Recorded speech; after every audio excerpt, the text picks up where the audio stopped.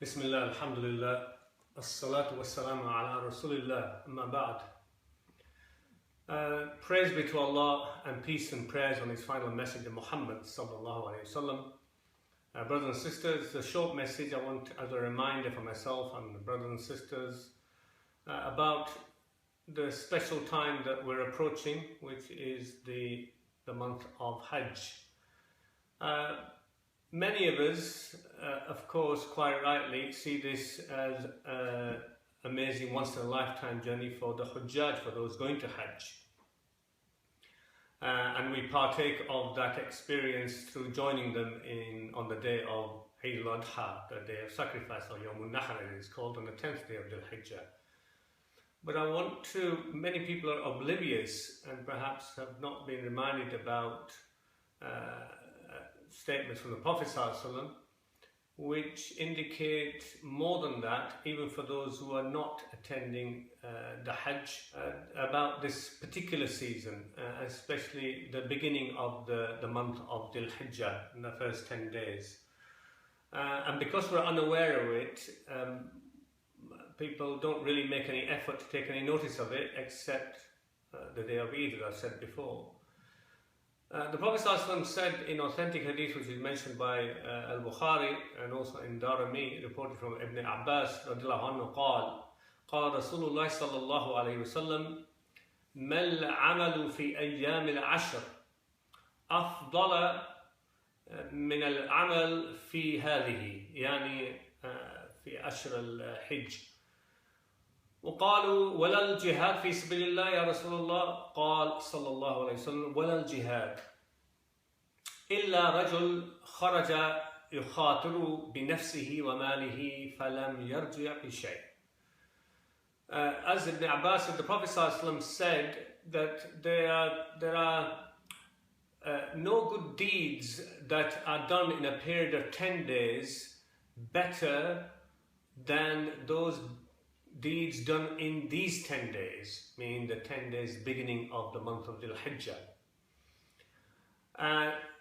And the Sahaba say, Ya Rasulullah, what, not even jihad in the way of Allah? And in this situation, jihad meant not even fighting in the way of Allah.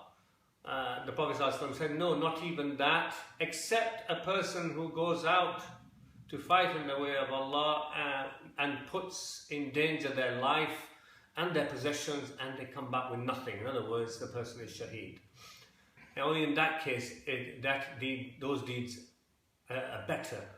So this statement of Rasulullah ﷺ really is a great good news of the weight of doing good deeds in these 10 days, in the first part of the month of Dhul-Hijjah, for those who are not even at Hajj.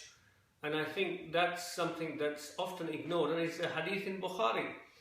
And under these good deeds, some people often mention about ibadat, about doing extra fasts in these 10 days, extra nawafil prayer, making extra dua, sending salah and peace and prayers on Rasulullah sallallahu alayhi wasallam.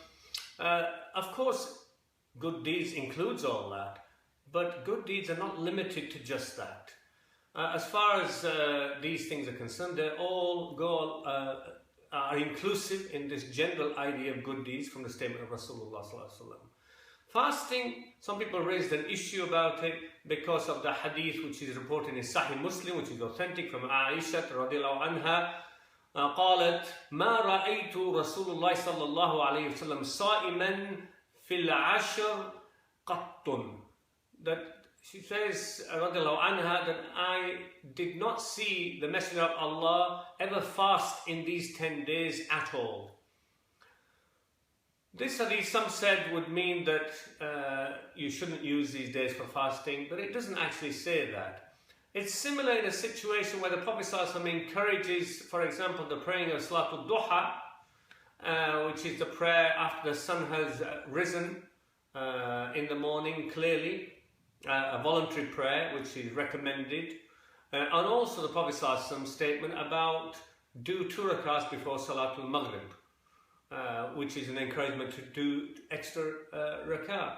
And we have no evidence from any authentic hadith that the Prophet ﷺ was ever seen doing these 2 rakahs before Salatul Maghrib or the 2 rakahs or praying Salatul Duha.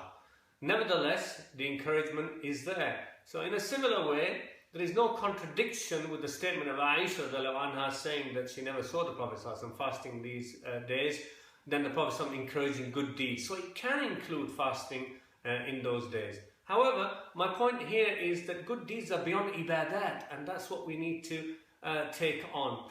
And good deeds include being kind, using good words, helping our parents, being good to the neighbours, being good, doing good in society, from qawl and amal, from sayings and statements, from our speech and from our behaviour. So good deeds, going out of our way to do good deeds, especially in this season, we mustn't ignore that, aside from ibadat, which can be there, but the idea of good deeds is much wider than that, much wider than just ritual worship.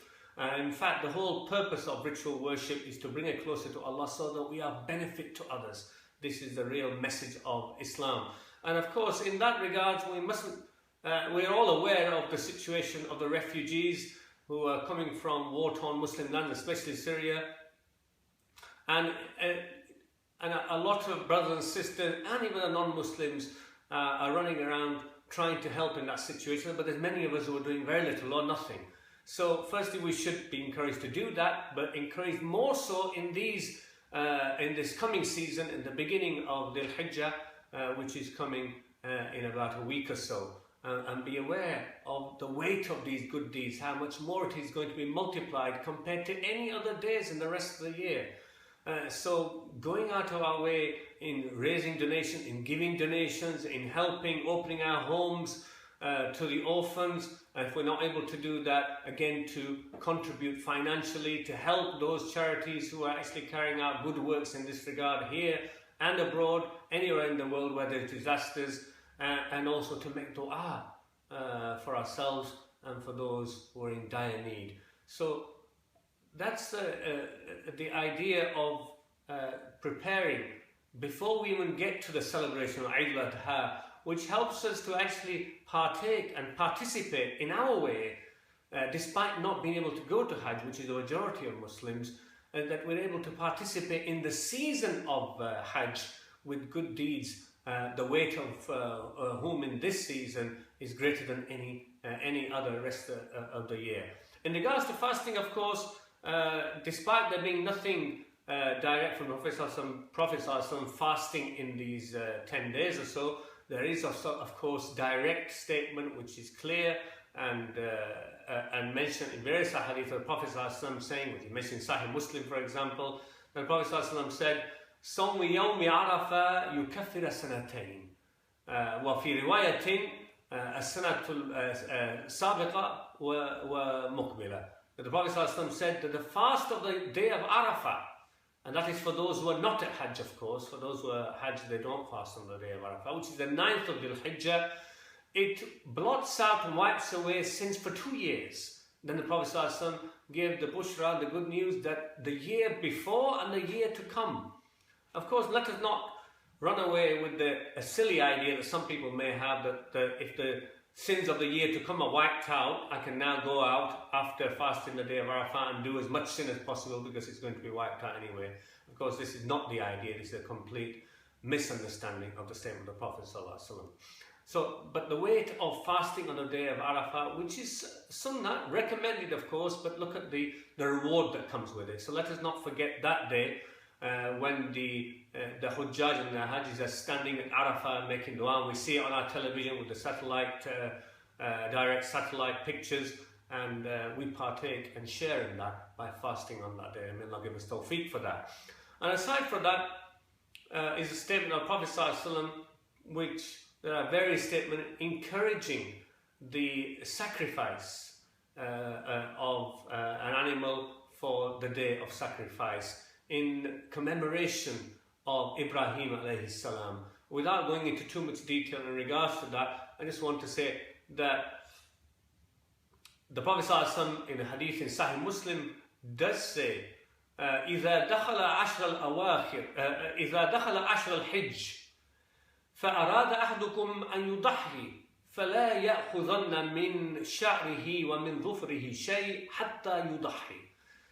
What does that mean? Prophet ﷺ said that when the 10 days, meaning the first 10 days of Dhul-Hijjah arrive, and one of you intends to give a sacrifice, then let them not take from their hair or from their nails anything except after they have given the sacrifice or the sacrifice is being done. This is in Sahih Muslim, it is authentic hadith, and it is a recommendation. It is, as majority of ulama said, it is sunnah mu'akkada that for the one who is planning to give a sacrifice, that they should try and avoid, as the Hujjaj are doing at Hajj as well, taking, in a state of ihram, taking anything away from their hair or their nails until after the sacrifice has been done. The Hanafiya and the Malikiya accept this hadith, but they said that this was perhaps before the Hajj was made obligatory, but there's no real direct evidence for that. Majority of ulama said this is for everybody who is not even at Hajj, that they can partake of this, although it is sunnah recommended. So if somebody does still get their hair cut or cut and clip their nails, it doesn't cause any harm in regards to the sacrifice. And sacrifice itself, a giving of sacrifice on the day of Eid Al Adha, the day of sacrifice, is sunnah mu'akkada, except in regards to Hanafiya. Hanafiya, of course, see it as wajib, from one of the statements of Ibn Abbas, which is mentioned in Sunan Abi Dawood, which they see as a statement of the Prophet ﷺ, saying that one who was able to give a sacrifice and didn't carry it out, then they should not attend the musalla. In other words, they shouldn't attend Eid prayer. But this is seen as a statement of Ibn Abbas, as a statement strongly encouraging giving sacrifice, and not literally meaning don't attend Eid Al Adha if you're not giving sacrifice, which is the opinion of the majority of the ulama, that the doing of sacrifice for those who have the financial means is sunnah mu'akkada, highly recommended for the great rewards that it carries. May Allah subhanahu wa ta'ala give us tawfiq to carry out the sacrifice, whether here or abroad, and especially for the benefit of our brothers and sisters around the world. May Allah subhanahu wa ta'ala give us tawfiq to go out of our day and do good deeds, especially in these 10 days of Dhul-Hijjah, and give us the barakah and the reward for these. Allahumma ameen. أقول قولي هذا واستغفر الله لي ولكم إنه هو الغفور الرحيم. السلام عليكم ورحمة الله.